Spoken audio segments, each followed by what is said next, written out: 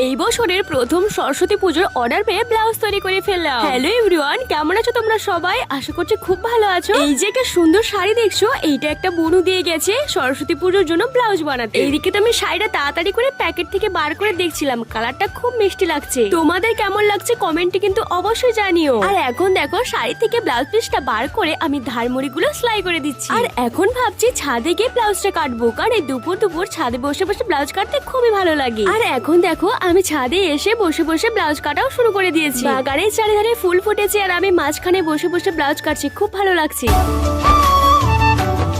ব্লাউজের পেছনে এরকম ডিজাইন করেছি আর সামনে নরমাল গোল করেছি। তোমাদের সঙ্গে কথা বলতে বলতে আমার ব্লাউজ কাটা পুরো কমপ্লিট। তাহলে এখন চলো মেশিনে যাওয়া যাক। প্রথমে তো আমি হাতাগুলো রেডি করতে শুরু করেছি। এই যে দেখো আমার দুটো হাতা কিন্তু রেডি হয়ে গেছে। এরপর একে একে পেছন পার্ট সামনের পার্ট রেডি করব। একটা ছোট বোনু কমেন্ট করেছে, দিদি আমি তোমার সব ভিডিও দেখি, আমার নামটা নিও প্লিজ সঙ্গীতা। হাই সঙ্গীতা, কেমন আছো কমেন্টে জানিও। চলো এবার পুরো ব্লাউজটা কমপ্লিট করেই তোমাদের দেখাই। এই যে শাড়ি আর ব্লাউজ কিন্তু একেবারেই রেডি হয়ে গেছে।